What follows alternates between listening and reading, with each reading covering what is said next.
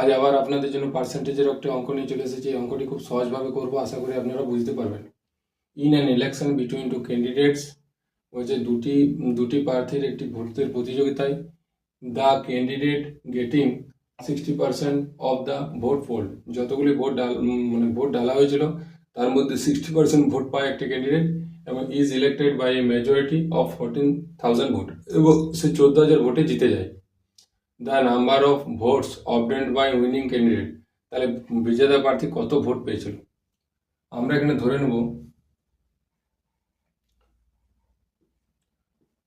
Total votes 100%, তাহলে বিজেতা প্রার্থী পেয়েছে আপনার 60% ভোট, আর যে হেরে গেছে সে পেয়েছে 40% ভোট, তাহলে টোটাল 100%। তাহলে এদের দুজনের ডিফারেন্স হচ্ছে 20% ভোট। তাহলে আমরা বলতে পারি এখানে 20% vote is equal to 14,000 vote. 1% সমান, আর বিজেতা প্রার্থী পেয়েছে 60% ভোট। আপনার উত্তর হচ্ছে যে বিজেতা প্রার্থী কত ভোট পেয়েছিল, তো 60% ভোট।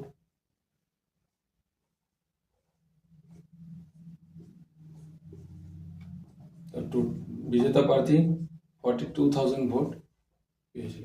এখানে আপনার 3 নম্বর সঠিক উত্তর হয়ে যাবে। যদি অঙ্কটি ভালো লেগে থাকে তাহলে পেজটিকে ফলো করুন।